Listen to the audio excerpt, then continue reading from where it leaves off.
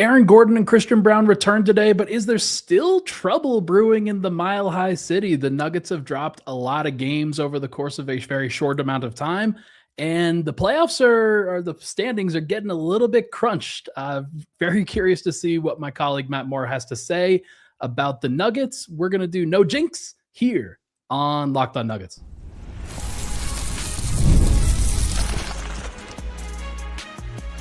You are Locked On Nuggets, your daily Denver Nuggets podcast.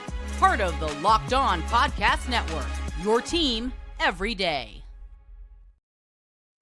Welcome into Locked On Nuggets, your daily Denver Nuggets podcast, part of the Locked On Network, your team every day. Thank you so much for tuning into today's episode, being an everydayer on the Locked On Nuggets podcast. My name is Ryan Blackburn, host here at Locked On, also over at Mile High Sports and doing the Pickaxe and Roll podcast. He is Matt Moore at HP Basketball on the Denver Dig, Action Network, Hardwood Paroxysm, Fansided, and much more. We have both been credentialed for a very long time covering the Nuggets, and both have not been at the arena in a very long time because the Nuggets have not been at the arena either. They've been on this long road trip, just played their fifth game tonight or earlier today, Matt, and they are 1-4 on this road trip after losing to the Brooklyn Nets. Final score felt like a lot. It wasn't quite as bad as maybe people were making out to be. But an unfortunate loss for the Nuggets to the Brooklyn Nets. Matt, your initial takeaway based off of what this Nuggets team kind of looks like right now, despite the fact they did get some reinforcements back, but still the result was the same. I mean, I think it's weird that everybody's kind of freaking out because when Jokic went down, it's like, we're not going to win another game for the rest of our lives. And then when the Raptors game, and I just, forget the second half of the Miami game. They thought maybe their season was over. You got to throw that out. Like, the Miami game does not count into this. They beat Toronto. They were right there with Cleveland. They played a great game versus Cleveland. It caught up to them in Brooklyn. They were exhausted. Jamal was gassed. Nobody played well. Peyton Watson, I thought, was really terrible defensively in terms of his closeouts. They had terrible game plan discipline. I do not understand what about the defense? It's a good thing I wasn't around the last two games, folks, when the defense was absolutely phenomenal in the last two games because they were flying around with a lot of effort. This is the key here. The Nuggets are not a gifted defensive team because most of the people in the NBA are not gifted defensively. The number of gifted players defensively are collected on several teams. And for the most part, nobody's really good at it because that's where the league is at right now, especially with the rules. What you do have here, though, is you have a situation where if they do not have a high level of effort because their bodies are exhausted because they're so shorthanded, you're going to have games like this. Throw onto it, CB and Aaron Gordon come back, which it's like, oh, you got your best players back. Yeah, but you got like 70% of them without conditioning, and they're trying to get used to an entirely new way of playing without Nikola and JV. Like, it's no wonder that they had communication problems. Yeah. Like, the real killer was the Cleveland game. They had that game, and they just ran out of gas just at the last moment. But think of it this way. Call the Cavs game not a draw, right? It's not a draw. It's a loss. Counts for the season. It's a loss. But if we're going to, we have to evaluate the team on a curve with the injuries. I don't know. Because you start getting into the moral victory territory. And you have to, Ryan, you have to. Is that all that they are capable of providing right now is moral victories? Yes. That's what Nuggets fans have to get ready for, I guess. Yes. They have to get comfortable with that then. Yeah, look, man, I said an optimistic, it's fine standpoint was if they go 5-9 over the next 14 games. Yeah. And I didn't have them winning any of these games. Not the Cavs, not the Raptors, not today, because Brooklyn's actually been playing really well. Yeah. Not the Sixers game tomorrow. They got to punt that one. Not the Celtics game. Celtics are probably the best team in the Eastern Conference right now. Of course, guys. Wait till and even then, there is no level that you can really assign to this team where it's I am the captain of look, everybody has injuries. You got to play through them. I'm totally with you. The sheer amount of money that's off the floor has been ridiculous and insane. And so it's they went 1-1 without Joker and without Joker and the 4-star and the 3 starters. Okay. They're 0-1 with CB and Aaron on this like limited return. Yeah.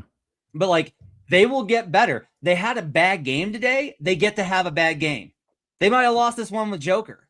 Nets are playing great basketball, and they've been like defensively rabid. Yeah, that's the thing that people are not giving enough credit in this particular conversation today. The Nets have actually been playing good basketball, and people are going to look at the overall record, and they're going to look at, like, it's all about timing. It's all about when you are playing certain teams. The Nuggets have been caught by certain teams. They have caught other teams when they are not playing well. But right now, the Nets are, especially when Michael Porter is playing, are like playing really good basketball. And that's just what happened tonight.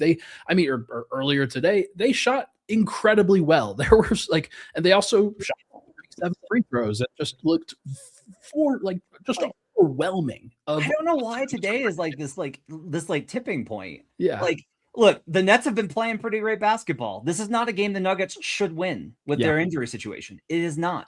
No. It is not a game that they should win. Okay? When they start losing games where it's like you got to find a way to win one of these 3, then I'm going to be like, you can't. If they have this effort again, not versus the Sixers, they can have a better effort versus the Celtics and still get blown out. Like they just can.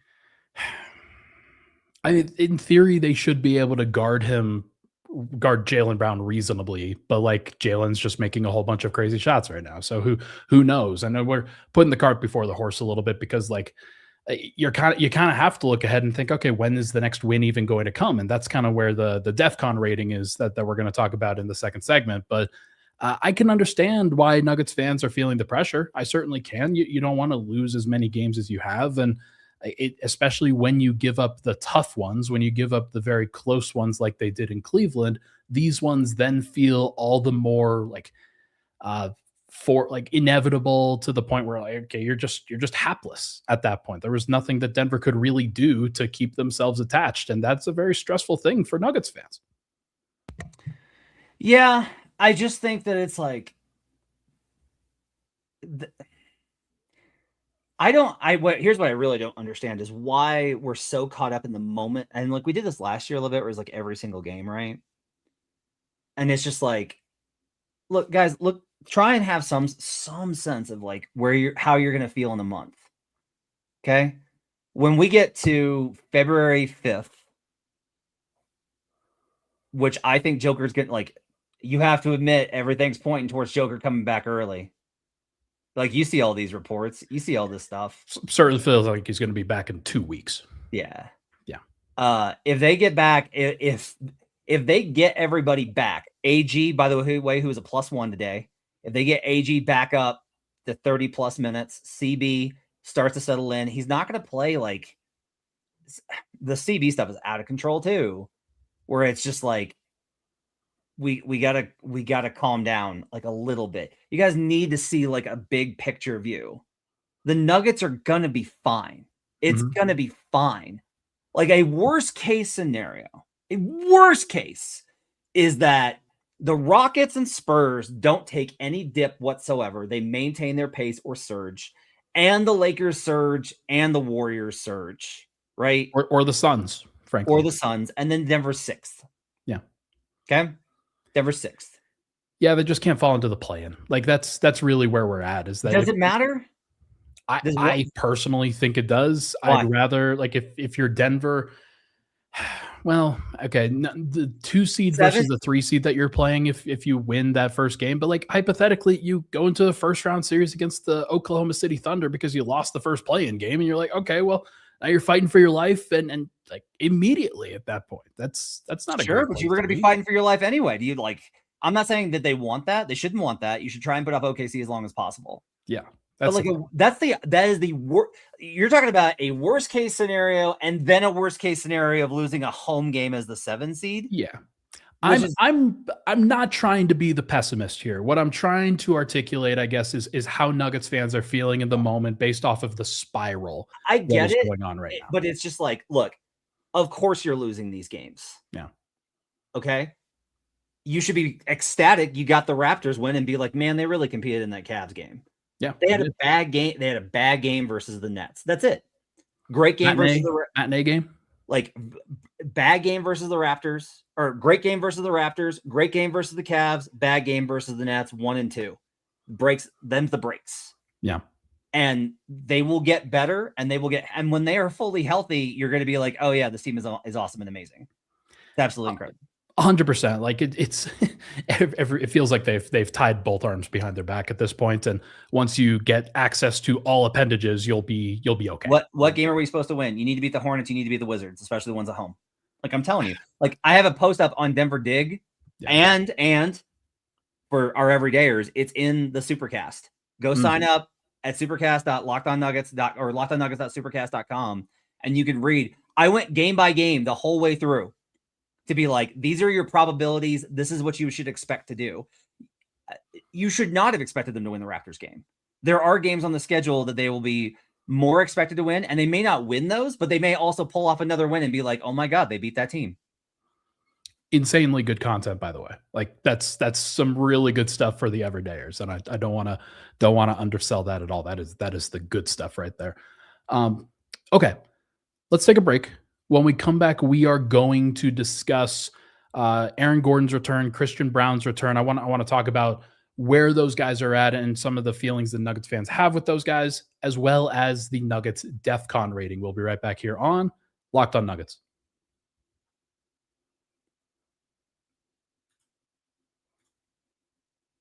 All right. This episode is brought to you by PrizePicks. Whether you're starting a new routine or jumping into player projections for the first time, trying something new can feel like a challenge. I understand that. But with PrizePicks, it always feels good to be right with high-pressure football matchups every weekend, especially on this last one, and elite hoops action almost every night.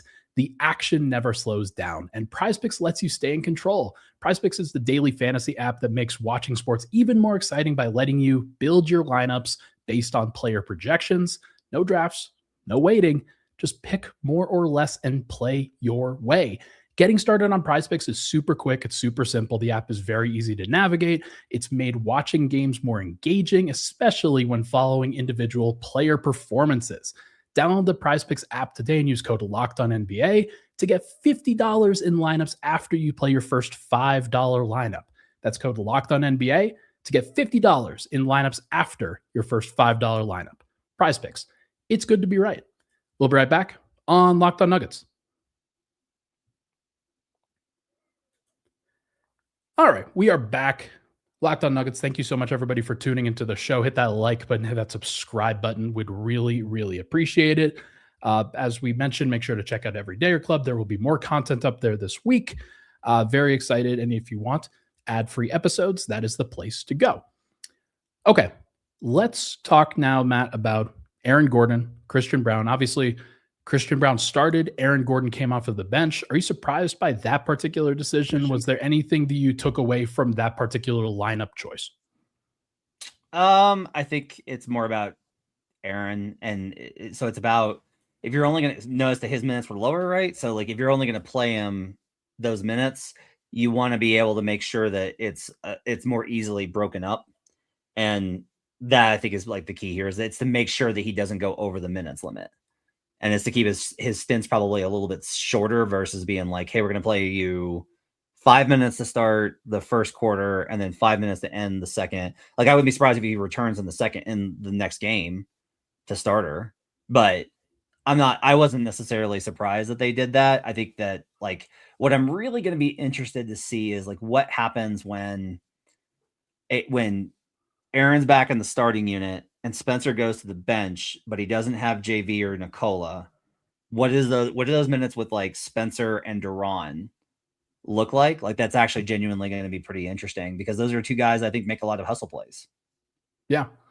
Duran still looks very undersized out there. He only grabbed 1 rebound. It's a number that is just like, you've got to improve on. And there's plenty of things that they can do. There's plenty of things that we can go over with that. But I do think it's a good looking hat. I just want to make everybody clear. Like, if you're listening on the audio side, Matt is wearing the rainbow skyline Denver Nuggets old school logo. Looks sick. Like, it's a great hat. And he definitely not a Nuggets fan. Matt Moore, though. Hey, I am. They said they wanted me in a Nuggets hat. I'm here. I'm a man of the people. Ryan Blackburn. Yes, sir. Numbers for Aaron Gordon. I had him at Out of 22 minutes, I know it says he played 21 on the official box score. I had him at looks like 8 out of 22 minutes played at center. And now some of those minutes were with Spencer Jones. And I think Adelman has said that he says that Spencer Jones might be the center in those lineups. I don't necessarily think that that's the case, but he still is going to play some backup center in a lot of these cases without Nikola Jokic, Jonas Valanciunas out there. You've made mention that that is something that you worry about, especially from a fatigue and a wearing down perspective. But right now, with the way that Denver's roster kind of looks, I think they might have to do it unless they decide 10-day contract for Moses Brown tomorrow. Yeah. I don't really know how to balance. Like, I don't know what to do about, like, the size is just, it's going to be a problem. There's no, like, there aren't good answers here. I said on one of the solo shows, I do not want AG at the 5 at all. I do not want Aaron Gordon at the 5 in any minutes whatsoever. Now, in the future, with green eggs and ham, I do not want Aaron Gordon playing the 5. I think it is a nightmare decision to do that. I think you just got to kind of make the best of it. Zeke gave you good minutes today. Keep trying to hope for the best. He was good. Like, just objectively, Zeke had very great defensive minutes. He was one of, like, I think he was their best defender out there on the floor today. Yeah. So it's like, you know, I'm just going to be really like, look, they will luck into more wins than people think. You're going to be tempted every time they lose to be like, they're never going to win again, which is what people thought when Jokic got hurt. It's like, we're never going to win it. We're not going to win a single game. And then they beat the Raptors immediately. You're going to find all these, because this is like what happens. Yeah. Like, this is the hard part for me, as like, from my experience, is trying to find the gap between what I know from my experience and how it feels as a fan. Because it feels like we're not going to win a game.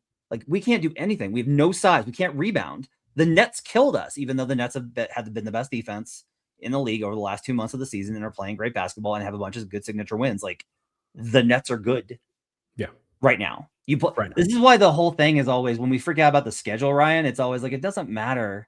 Like, it matters who you play when. That's why the density and the rest matters way more, because like, this is a nightmare spot because the Nuggets are on this road trip where it's in a different city every single night. And that's exhausting. And they're shorthanded. Like, Jamal was just gassed today. Like, and he played reasonably well, like, just to kind of put up the production that he did. Offensive. And like, I'm not going to sit here and criticize Jamal for not having the legs defensively, because this is an insane jump in his workload. I don't know if we're going to get to it today. Like, I don't know. I won't even give my thoughts. I'll give my thoughts like on Tuesday, maybe. Okay. But like, do you want to address the CB stuff? Because it's a big talking point right now. I think that we should, personally. Okay. I think that, like, here's the thing. I'm not going long. Let's just go ahead and be prepared to go long today. Okay. Christian Braun signed a contract in the offseason. He was given a contract extension, 5 years, $125 million. It was I think a market rate contract for the production that he put up last year, and the expectation that as a young player, he would contribute, he would continue to grow into a starting, like, effective player, a quality starter for the Nuggets for the long period. And his connection with Jokic is, like, clearly there. And without Jokic out there on the floor, he kind of looked like a different player coming back in his first game in 7 weeks. And that's the thing that I think people are kind of understating here, is that, like, Christian Braun is like, he hadn't played basketball for 7 weeks, and he looked rusty. He looked pretty shaky out there. He looked like he was a guy who's still trying to get up to full contact speed, and like, somebody who needs to play in a rhythm sense was not able to play in a rhythm sense. And like, they handled the ball and like gave the ball to Jamal the entire time and gave the ball to Aaron the entire time, and Christian just tried to get out of the way. And I understand why he did that. Do I think that he needs to be more aggressive? Do I think that he needs to like take it upon himself to get himself right? Yeah, I do. I think that there's some of that as a second contract player, it is now in his purview to have to do that. It is not like this is something that he's going to have to learn over the course of this time. So, but he's still so young in this league. Like, I don't know how to fully parse it. So a couple things. One, coming into this game, Christian Braun had played 11 minutes this season without Nikola Jokic on the court. 11. Yeah. Now, it's incumbent on him, as Ryan said, to get downhill and create. I was killing me today where I'm just like, Christian, like, you got to go, like, they need, if they're not run, if it's, well, that's not what we're running. Okay, then that's a coaching issue, because there's no reason for you to be throwing Jamal at this brick wall 100 times over. Like, all you're doing is exhausting him, wearing him out, and he's not able to be efficient. Like, you're not doing anything for Jamal or the team by doing that. Yeah. See if Christian can take a few possessions and create something off the dribble. Like, this is a time to do it. You're down 15 to the Nets. Go see if Christian can figure some stuff out.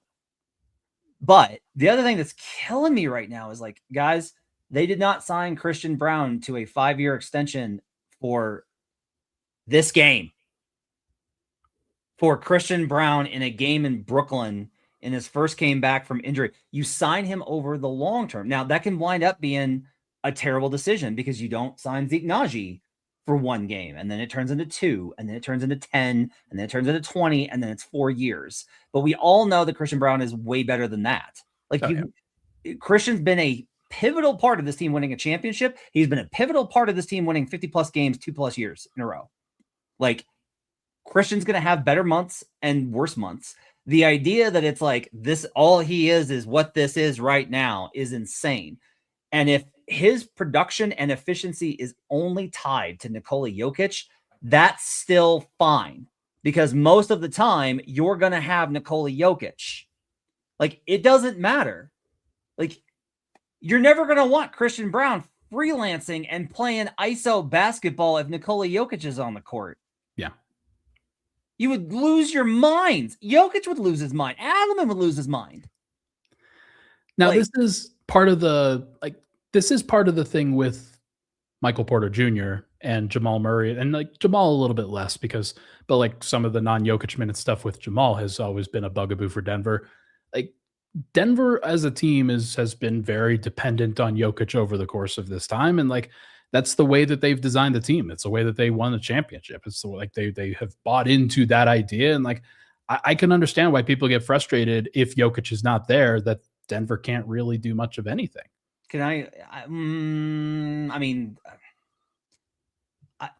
My only thing, Ryan, is like, I don't know what you expect them to be prepared for. If they were without Joker for the entire season and they were prepared for it, and they had a month of training camp to prepare and figure out how to play without big fella, do you think they look like they did today? Probably not. But that's what people assume, is they're like, this is who you are. I think people think that they're the Indiana Pacers without Tyrese Halliburton. Yeah. I think that's the impression that a lot of people have, and that but they just beat, like, bad. But the Pacers also wouldn't have beat the Raptors or that's hung true. With the Cavs. They didn't even hang with the Cavs. I know, because I bet the Pacers versus the Cavs. Like, Marfaz is losing his mind in the chat, and he says this 3-point shooting isn't worrying in the playoffs.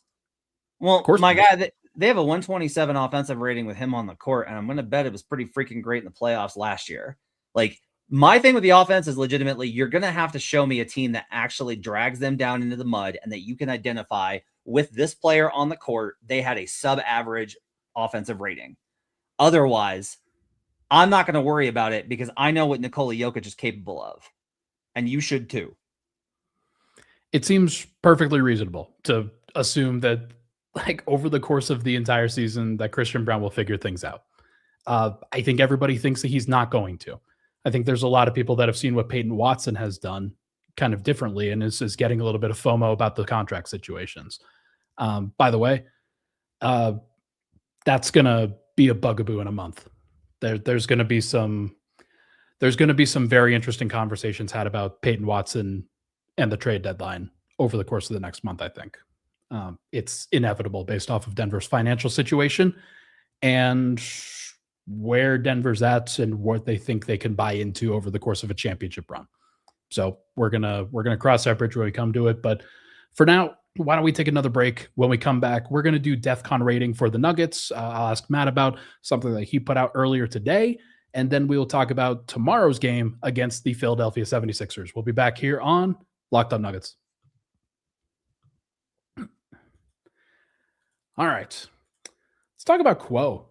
New year, new systems. This is the time when a lot of us look at the messier parts of how we run our business and think there has to be a better way. And there is. Streamlining your communications is one of the quickest upgrades you can make. That's why today's episode is brought to you by Quo, spelled Quo, the smarter way to run your business communications. Because when your team is reachable, organized, and communicating in one place, you're not just working cleaner, you're creating more opportunities to connect with customers. I love how Quo makes everything very simple. Everyone sees the full conversation thread, which makes replies faster and more personal. Your whole team can call and text from one shared business number, so nothing ever gets missed. And Quo's smart AI tools automatically log calls, summarize conversations, and highlight next steps, so details never slip through the cracks. It's no surprise that Quo is the #1 ranked business phone system on G2, trusted by more than 90,000 businesses, from solo operators to growing teams. Make this the year where no opportunity and no customer slips away. Try Quo for free, plus get 20% off your first 6 months when you get to quo.com/LockedOnNBA. That's QUO.com/LockedOnNBA. Quo, no missed calls, no missed customers. We'll be right back on Locked On Nuggets. All right, final segment, Locked On Nuggets. Thank you so much for tuning into the show. Matt, every Sunday you put out a bunch of really good information. I saw that you decided to forego the MVP race stuff because that seems to be done. It's done. It's like, unless Shea suffers an injury, it's done. Yeah. Didn't have a great game today. But I do think that one of the other interesting things that you put out is the Defcon scale. And you look at it through the entire team's perspective at different places in different teams' schedules and what they're facing, different layers. And you obviously go Defcon 5, 4, 3, 2, 1. And I saw on this list that you had the Nuggets at Defcon 4. Can you explain to the audience why you put them there? Yeah, I mean, I think the situation is so bad with the injury situation. You're without both centers, and the Western Conference is that tough. Like, I'm not going to sit here and say that if you wind up with the 5th seed or the 6th seed or the 4th seed even, that your odds of winning the title aren't decreased. Like, most fans will actually push back on me at that point and be like once they win some games, it's going to be like, nothing can stop us. Why are you a hater and a doubter? Versus me now when I'm like, it's fine. It's cool. Chill out. The odds are that if you're not a 3 seed, you're not winning the title. Like, I believe in these things because this is what history has shown us, that even when we have these fluke teams like the 24 Mavericks and the 23 Heat, they don't win the title. You can make the finals, but you can't win it. And it's like, oh yeah, but if they get there versus the Eastern Conference teams, okay, but like, they haven't matched up well with New York. They haven't matched up well with Cleveland. They haven't matched up well. I guess that's it. But like, everybody else, if they run into a super hot Boston Celtics team with Jason Tatum back, they might just lose in the finals, and the goal is to win a championship. And the injuries are this bad. I'm not trying to sit here and act like losses don't matter. They do. It's just like, these losses matter from the perspective of, it sucks that this happened to you. Not, there is something inherently terrible, wrong, and off with the core, and they should trade everyone. By the way, I'm going to put the graphic up. I'm going to make it tonight, so we have it for Tuesday. We had to do they're not trading Jamal Murray. They can't trade him because of the extension. I'm going to make the Christian Braun has a poison pill contract because he's in the last year before his extension kicks in. They are not trading Christian Braun. No, important context for people that are very upset. It is not able to make that trade, even if the Nuggets wanted to, which guess what? They don't, because they don't have the field of vision of a blind ant. Like, have some perspective. The Peyton Watson thing, I agree with you, is like, that's an interesting one. If you're gonna make it, if you're just like, look, Peyton deserves, I would do it because I would just be like, Peyton deserves a chance to go make his money. Yeah. Find a team that's like, yeah, man, like, we'd love to have Peyton Watson. We believe in him. Find a team that thinks that, and then be like, all right, we need a center and a point guard. Send those guys over. You're going to have to take Zeke Naji. We'll attach a swap. I would assume new Jalen Smith, Peyton Watson, Zeke Naji. Give him the swap. Man, hey, it doesn't suck. It's a pretty good deal. And the Bulls aren't going to do it because the Bulls don't make trades. They just don't. And they're going to hold on to those guys forever until it's too bad. But like, I do think it's like worth putting the Nuggets at like Defcon 4 because they have real expectations. Like part of it is like I don't have like some teams I can't put on there because it's like I can't be like, oh man, the Pacers are at Defcon. Their season it's over. It's already done. The Pelicans I can't put on. They're done. It's over. I have the Kings on there because it's just they get worse. But like when I was evaluating it, I was like, I'm going to go ahead and put the Nuggets on because there is enough of a concern. And the people that are worried about Jamal, like they're right. Like Jamal's gassed today. Like he was gassed out today and he played 40 minutes. And I do want to say people better recognize the next time that we talk about Jamal Murray gassing out what he gave to this team in this stretch when they were down to one starter. You know, it reminds me of Will Barton. It reminds me of Will back in 2022, where like he really put a lot of stuff on his back early in that season just to try to get people going through and like help the Nuggets survive some of these injuries that they faced. And obviously Jamal's at a way higher level than where Will Barton was, but then Will was villainized for much of that season because he got tired, because he wore down. And that's just what happens when you have to give a whole bunch at the beginning of the year.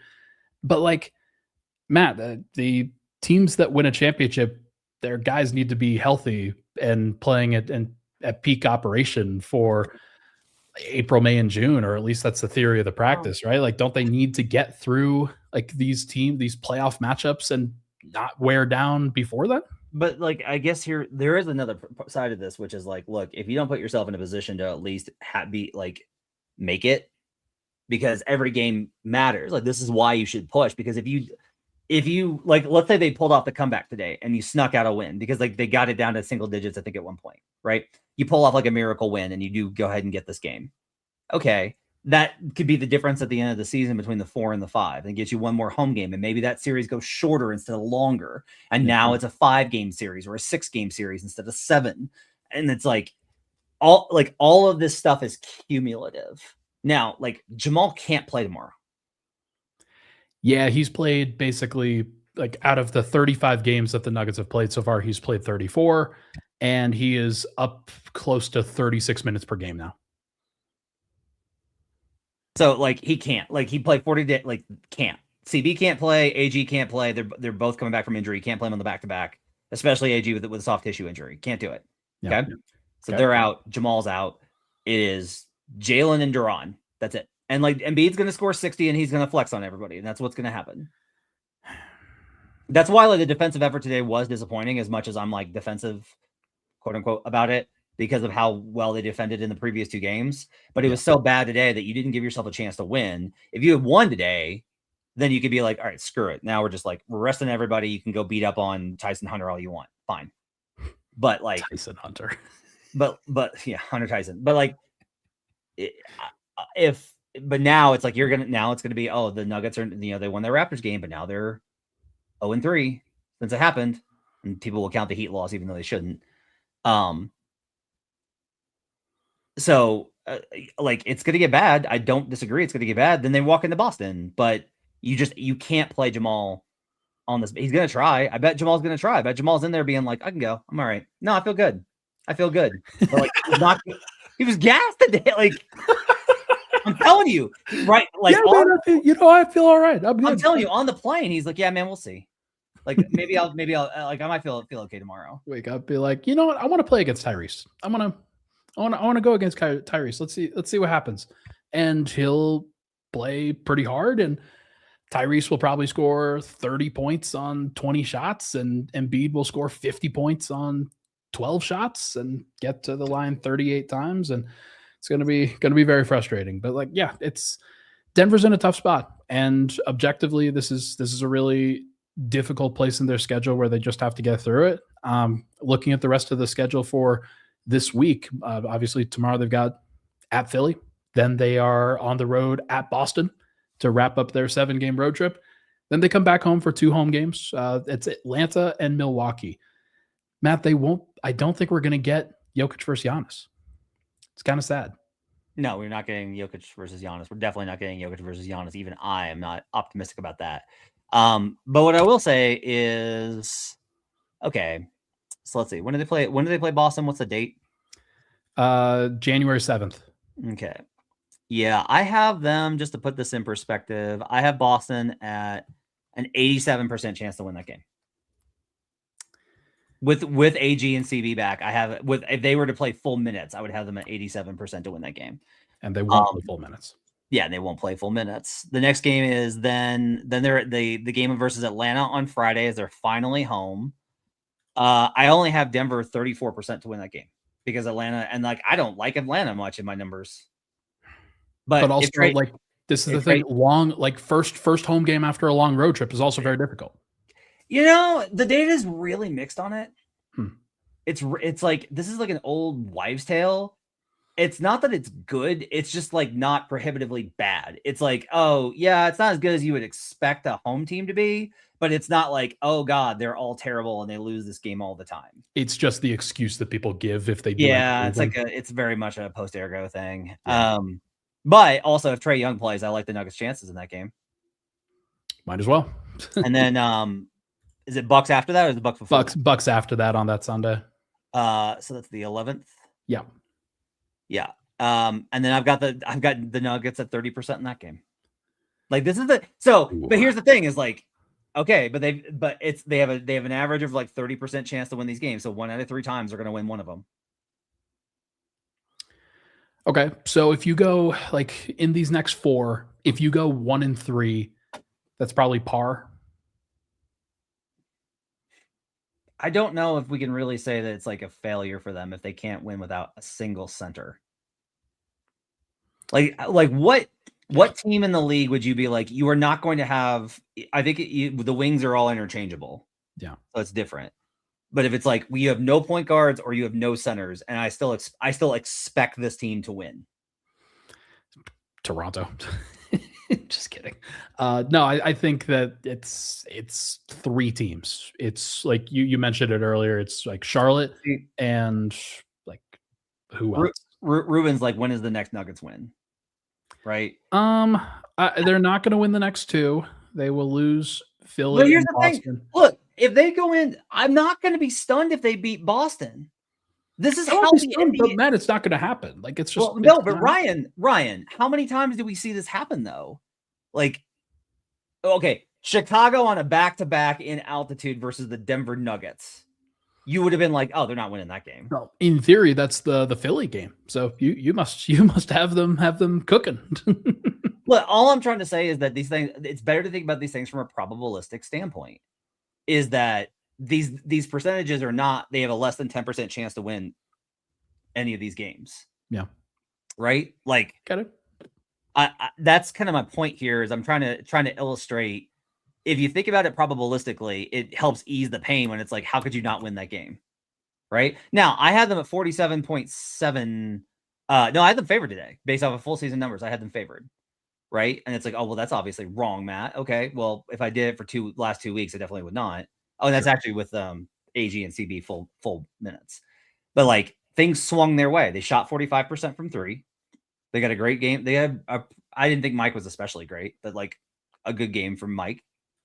He made some incredible shots today. The Nuggets played terrible defense. Yeah. Jamal was gassed. AG and CB were back and they didn't know what they were doing.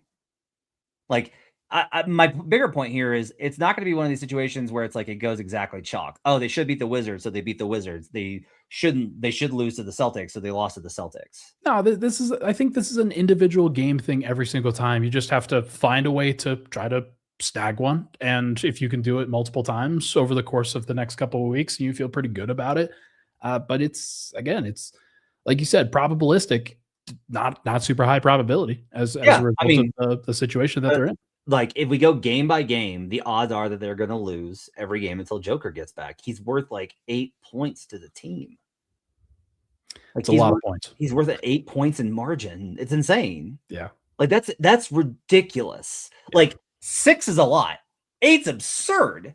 And the drop off problem is a doubly hard here where it's like JV isn't even a positive by my numbers because of like various factors. But it's better than nothing. I mean, it's you're talking replacement level at that point, and he is better than replacement level for sure. Yeah. So that's kind of the issue here. My big takeaway here is just largely they were always going to be, you can't build a team around Nikola Jokic and then be surprised when that team struggles without Nikola Jokic.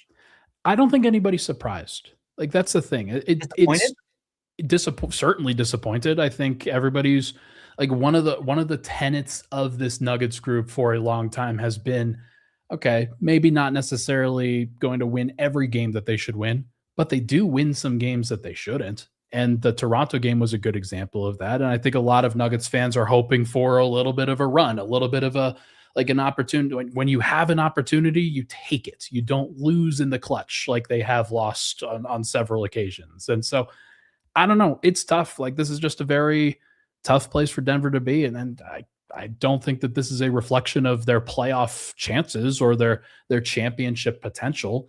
But it certainly is one of those things where you're not getting a lot of guys that are stepping up right now. And Denver needs more guys that can step up. It's also, I think one of the things that's crazy though is, okay, so from a probability standpoint, right? Lose this game. Do they definitely win this game with Jokic? No, they've lost games against Brooklyn or the like with Jokic in there. However, if they're in a desperation situation and Jokic is playing, then yes, they do win it. Sure, for sure. I'm just talking about like the average game in the regular season. Sure. Right? Yeah. And so I just think that it's the idea of, and also, I want to ask you this because you're a Nuggets fan. Yeah. I personally think that like part of being a fan should be like wanting good things for your guys and believing in them, and not wanting it to be like it is just Joker and everybody else sucks and the only reason we're good. Like, I feel like that's not being a fan of the other guys. Sure. Like, how do you feel about that? Because the comments are just like full of that. I think the comments and especially fans who are with us every day and in the trenches every day are pretty frustrated sometimes where, okay, you see what Jokic does from a statistical standpoint and think, okay, a lot of other guys are sacrificing and a lot of other guys, like, they're putting Jokic in a really good position to succeed, but they are good players. And you believe that they're good players, especially when Jokic sets them up with a really good pass or a really good, like a rebound or something like that. And then you take Jokic away. And I think a lot of people are waiting. Okay, come on, let's go. Let's get into it. Let's see. I mean, they were great versus the Cavs. Yeah, I think they were. I think overstating it a little bit. Like, they were good. They were definitely good. I think the Cavs were pretty mid in that game, Matt. I don't know why it's like, if they do well, it's because the other team, this is what they did with the Raptors. Like, you did this with the Raptors, where it's like, if they actually hang in there, it's like, well, that other team was trash, without factoring in that the Brooklyn Nets shot 45% from three today. Cavs basically did the same thing too, for sure. So I understand. I totally get it. And like, I do think that a lot of Nuggets fans just there's this, especially when Jokic doesn't play, there's this feeling of inevitability that the bad thing is going to happen. And Denver, like, you run into it as a fan and you're just waiting for it to happen. You're expecting it to happen. And so when it happens, you're like, see what I thought, see what I told you this was going to happen. Whereas when the other thing happens and Denver surprises and it's a really positive thing, everybody can be like, yes, holy cow, this is amazing. This is awesome. We love our guys. This is great. Yeah. But it's weird because it's like they like when they were killing everybody and they had this great record and this great net rating and everything was good, even then people were like, oh, like they still found stuff. And now this is what I think it really is. I do think the 2023 team might have done this. Is it that you guys really just want to be the favorite? And if you're not the favorite, you got to step up until you guys are like, it's the Nuggets and everybody else. Cause that's how that year felt. It was like, man, I'll take the Nuggets. Like by mid-year, we were all like, holy shit. You were a little concerned, but like, yeah, everybody was like Brendan Vogt and I were like, oh my God, this team. Right? I would say I came along at like January. I think that they had shown me enough by that point. But I do think here, like, the issue that you run into is that when you're looking up at a team like OKC, and Denver's lost to a couple of teams in Minnesota and OKC that are like, yes, they are talented, but more than it was about things that Denver didn't do. It was about things that Denver couldn't really control. anymore because they were gassed out or they were tired or there were some things like it's just one of those things that if you're a Nuggets fan, you're kind of waiting for that other shoe to drop. And I hope that like you want to see you do want to see the Nuggets be the favorite. It was very comfortable from that place in 2023 when you're up by 8 games. I think that might be it. I think that's why everybody's like, we gotta make a trade. We gotta go get another guy. And like, I'll tell you, you can trade Peyton Watson for Ayo Dosunmu and Jalen Smith, and it's gonna take those guys 20 games just to get used to like where they are, to get used to altitude, to get used to playing around Jokic, to understanding their rotation, their minutes, their scheme, understanding the terminology. Like and like even then they might just have bad series and it might not work out. Like you are good enough, fully healthy to beat anybody in this league, including the Oklahoma City Thunder, who continue to kind of be like, hey, so when we're good, we're awesome. But when we're not, we're not. They're 1-4, by the way, in 3-point games now. Their clutch time is awesome because they kill you between 5 minutes and 2 minutes. If you get them into that 2-minute zone, they're beatable. This Nuggets team is good enough. Somebody in the comments is like, well, we're not an elite defensive team. We're not good enough. Okay. I got news for you. I got news for you. If you look at the best teams in the league, OKC, Houston's got a number 4 defense, but I'll tell you, everything under the hood with Houston is like, I don't know about this. Like, there's a lot of concerning numbers under the hood. Boston is the 3rd best net rating team in the league, 16th on defense. New York is the 5th best team in the league, 17th on defense. San Antonio is 10th and has dipped in and out of that top 10 spot consistently throughout the season. Like, Denver, fully healthy, showed that they were a really good defensive team. There's only one great team in the NBA right now, and it's OKC. I think that Denver can get into there. They have shown that they can get into there. It's been a while since we've seen them at that level, and that's one thing I think a lot of people are getting frustrated about. It just has been a while since Denver showed that top-end gear. Yeah. And a lot of it is because of the injuries. A lot of it is because they haven't had their guys. And so you're just kind of in this waiting game and have been in this waiting game for 20 games. And so fans are getting impatient. And I understand why. This is the long game, though. This is an unfortunate place for you to be. And it's going to take a little bit. It's like they're not going to turn this around overnight either. 2 thoughts on Bruce Brown, who's another topic of conversation.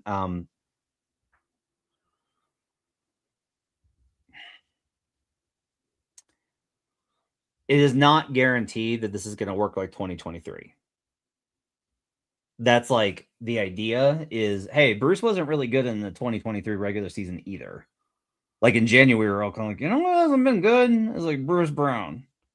And like, it was funny because, I over-index on giving Ryan a hard time. But I think it was Mahrez, don't hold me to this. I think it was Mahrez. He was like, I'm not sure he's a good shooter at all. And I think like one of the other DNVR guys with either Harrison or Vogt was like, yeah, I'm not sure that he's like actually a good defender. Like we all had these like little criticisms of Bruce, and then like he made plays in the playoffs, and that's the idea. He's also a minimum contract guy. And the other thing, by the way, he shot 31% from 3 in the playoffs. It was just about the timing of it. Mm-hmm. It's just about rising to the occasion and just making the right play at the right time. It's not even about the overall percentage. It's just you have enough guys that rise to the moment. And Bruce did that in 2023. Can he do it again in 2026, 3 years later? I think it's a fair question. Yeah. I just, Jokic, I think, comes back early. Yeah.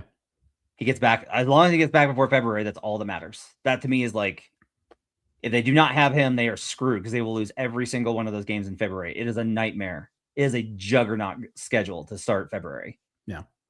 But like, to me, I see like the future stretches out before me and I can see the road, Ryan.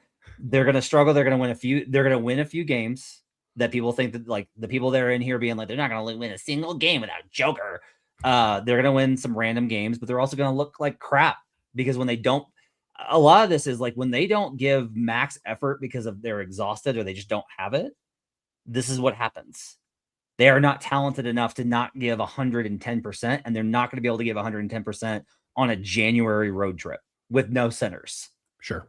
So they're going to get killed. They'll win a few random ones. They'll get to that mark I said, 5-9. Joker comes back. And then they're going to, again, I think the home court stuff completely turns around, and there is a march where it's like Nuggets win again, Nuggets win again, Nuggets win again, Nuggets win again, and by the end of March, it's like, yep, Nuggets are in the 2 spot. They outlasted everybody because they got the home games in March. Yeah. They had more rest, more space, all these type of things. I'm telling you, like I always find reasons to question and doubt and like criticize. I really am just like, this is fine. You guys are fine. They're more than capable of going on a 25-5 run in their final 30 games of the season. Like there's no doubt in my mind. And it may not even be that hard for them to do so, because once that schedule hits the March and April schedule, it's not very difficult. They'll be fine. They'll make it over. But like until then, like you said, it's going to be a very tough stretch. Can we diagnose the defensive rebounds without Jokic and the effect that has on the defense? Well, they have no one tall. They're running Spencer Jones at the 5 in the clutch. It's been pretty tough. But I will also tell you this today, that one of the problems was they switched everything. So the bigs were on the perimeter. Like Zeke, there was a possession that drove me insane. Zeke makes this desperation closeout because he's trying to make the right play. Yeah. But it's a flyby. Zeke goes flying into the corner and misses it. The guy misses the shot.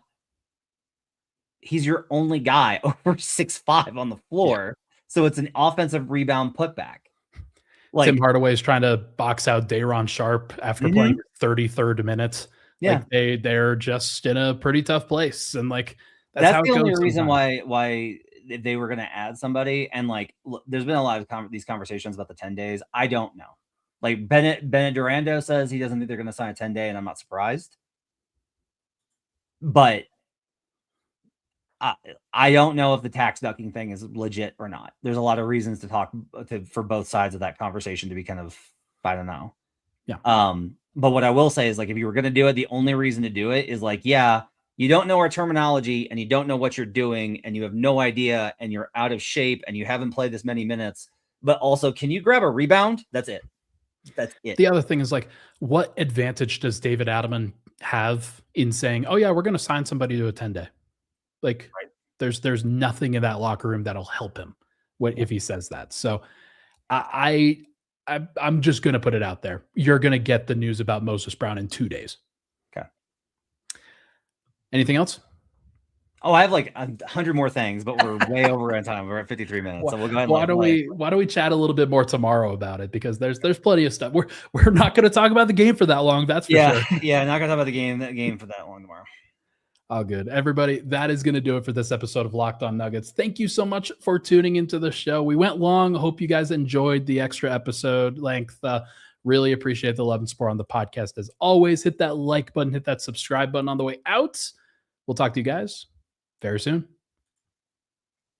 I'm the positive one in 2026.